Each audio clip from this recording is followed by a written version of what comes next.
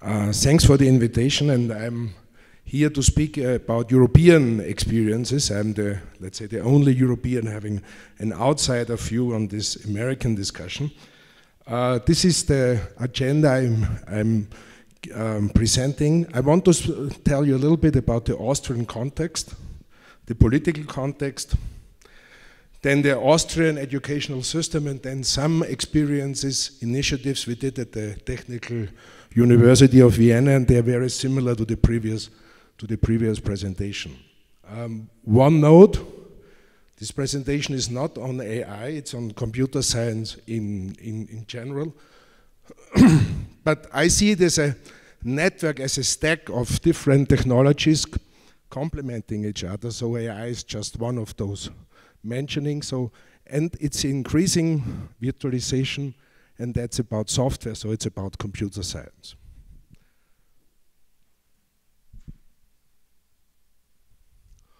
Something about Austria. Who of you has been in Austria already? So most of you, so it's good that I had not the map of Austria. Normally, if you go to the US, you should have. It's a rather small country. We are, let's say, well developed. We are number 13 in this worldwide gross domestic product per capita ranking. It's a very high standard of living. We still have a rather low Gini index of 0.3, which is okay. There are better countries with respect to that. But what is important for understanding our educational system is that we have a long tradition of social democratic governments for about 45 years and strong trade unions. Even at the moment we have a right-wing government, but we have this very strong tradition. So we have public health care, public pension systems, we have public universities, we have free access to universities, and it's the normal thing that we have 4 to 6 weeks vacations. So we start, so this is the normal system in Austria. And we have this free access and free education. So on the standard of living, we are doing very well. But when you look to the IT sector, and if you look at the, let's say, research sector, if you look, for example, the expenses for higher education as a share of GDP, we are only 1.5, the US is much higher. Also other European countries do much better. In the IT sector and the online sector, we have no real lead company, but this is a European problem, I think. And we are a typical innovation follower. So we are in the upper third, but we are not really the innovation leaders. And so the issue we have is how to keep pace or how to catch up. This is the educational system, and this is something which is different to the US. We have the high school system and the technical high school, which is a specific type of education up to 19 years. For example, they have computer science specialization, engineering specialization, and things like that. And then we have the normal university, public university, and we have the universities of applied science. And we don't have the 4 years bachelor system. We have the European Bologna process, where we have 3-year bachelor plus 2 years master. And then you can do a PhD of 3 to 5 years, but only at universities. So the University of Applied Science, which is something new to Austria, is a very job-oriented education at this higher educational systems. They are very focused, and students can, with some preconditions, switch between those systems. And for example, for doing a PhD at the university, they normally have to do some extra courses.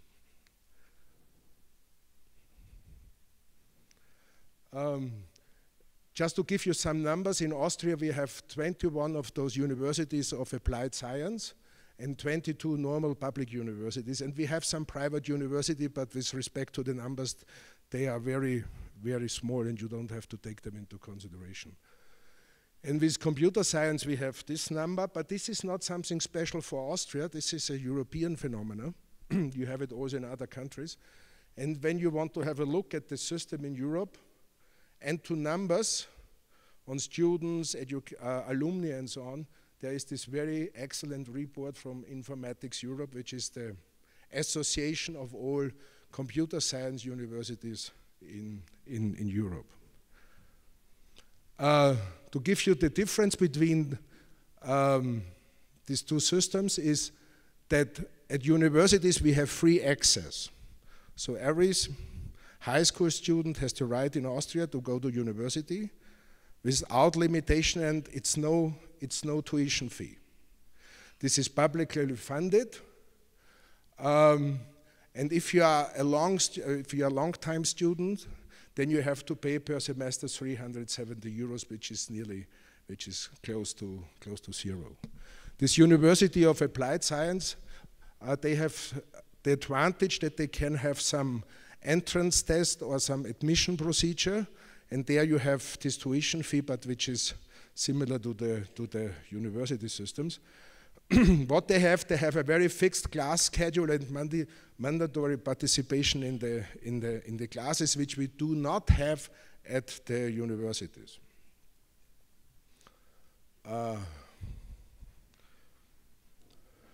Just to give you some numbers, and here you can already see the big difference.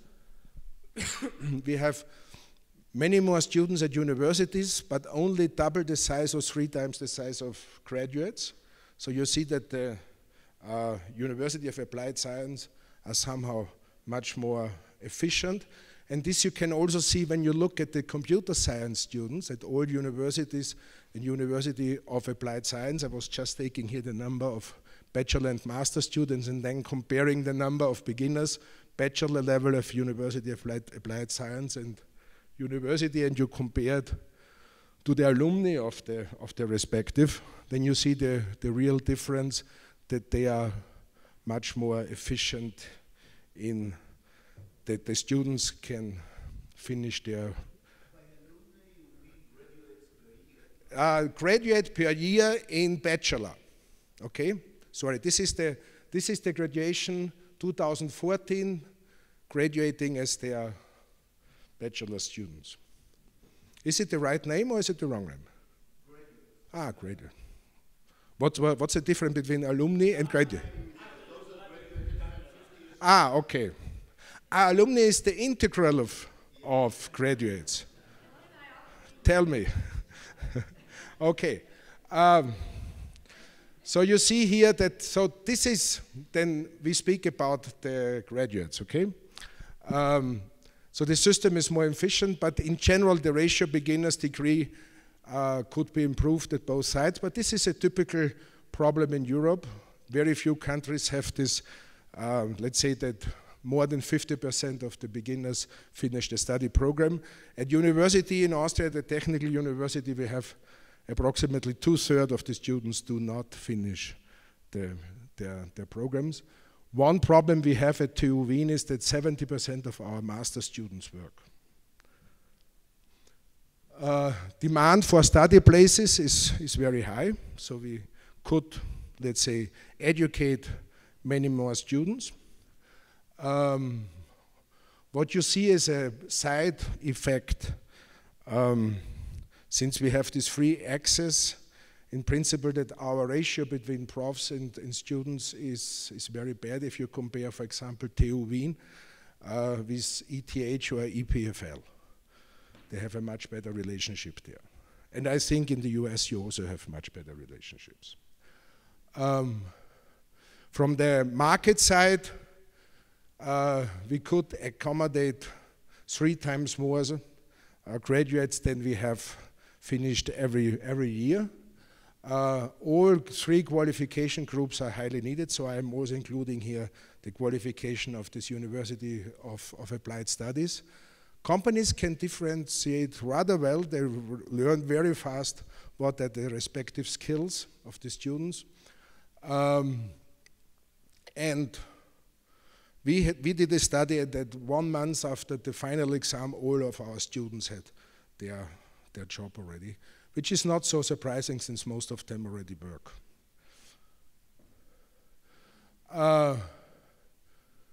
But as a summary, there might be a better interplay between those different subsystems, and we could accommodate many more computer science students. In effect, there was a study or a project done by the Ministry of Science for optimizing the interface between those two types of universities. And there were some working groups working on the issue, how this interface between those two subsystems could be improved, in essence to produce more graduates. At the end, there were some proposals coming out, and I have underlined those where I will shortly explain some details. In essence, what all of them said, we need a better inflow into the overall system from the high school system. I will go to this permanent exhibition and this Vienna Center for Technology and Society later.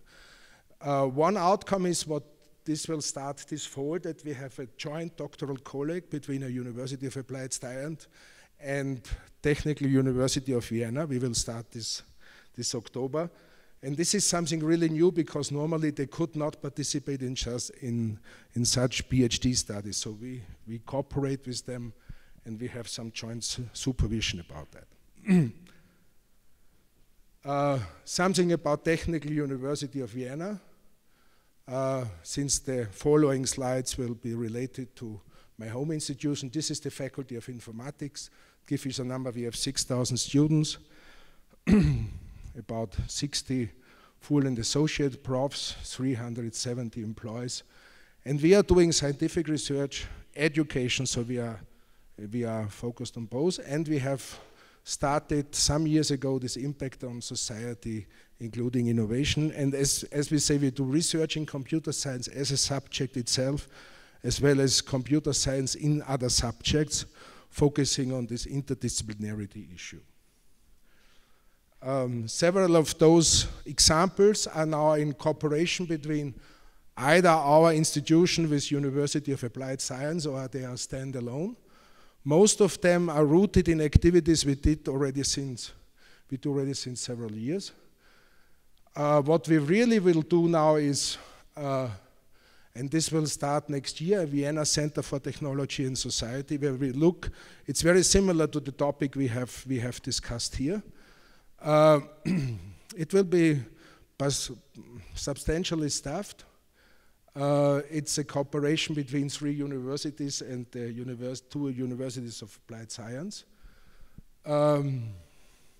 It's something we started already 2 years ago, so this is somehow the nucleus for this. And the issue is really how to combine technical with social innovation. So it's not just technology, but how can this combined, how can this be interfaced with society? And also here with some specific issue on diversity and gender issues. I will not go so much on this open innovations platform because it's similar what you did at the University of Maryland. What we are planning now is, what we did at the early beginning, it was an innovation course for our students, and we didn't have in mind some incubation center.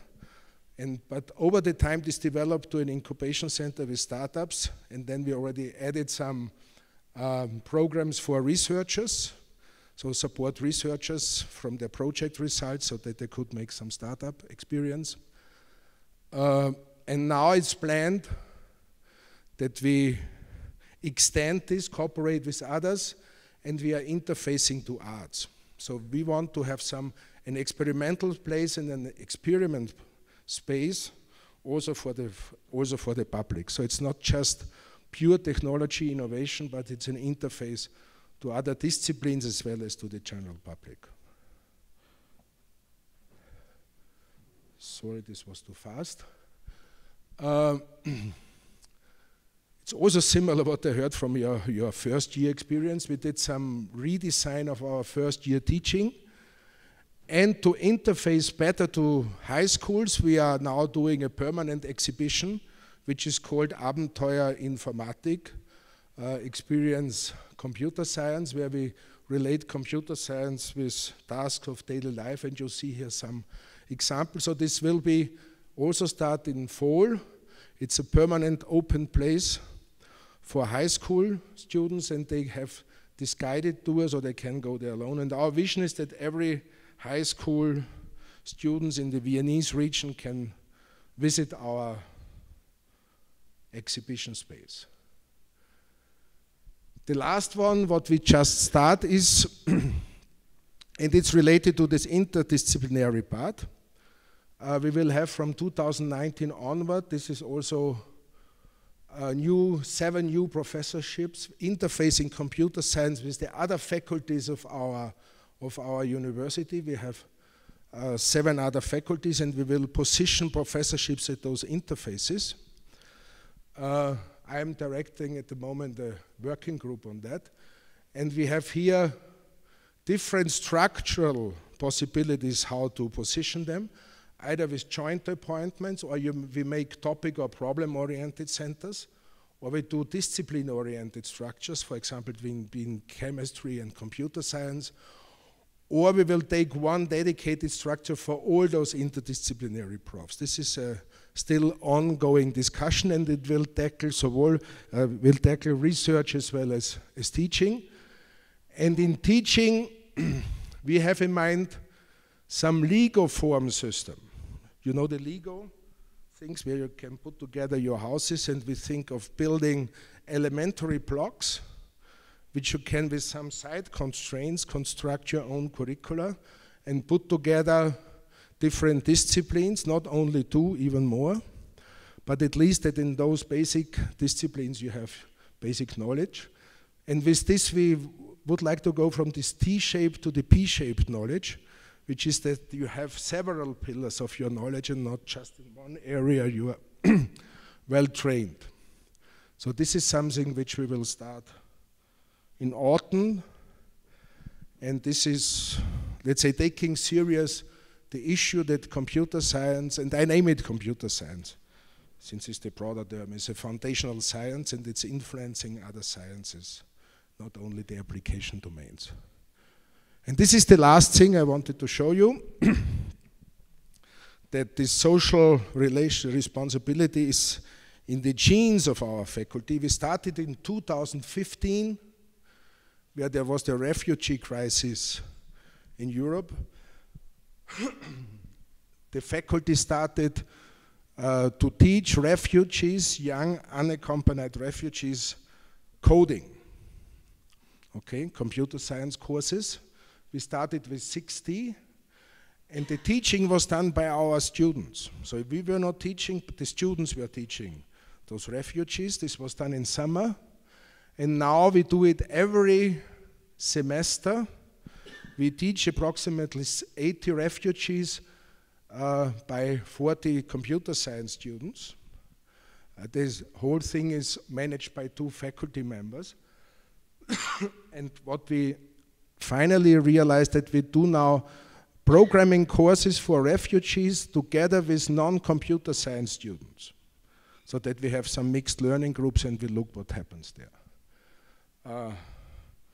And I'm really happy that this young lady here, she was one of the students starting to teach refugees. She is now one of my assistants, and she's working with me, so she was also, it was also a learning experience for our students, not only for the refugees.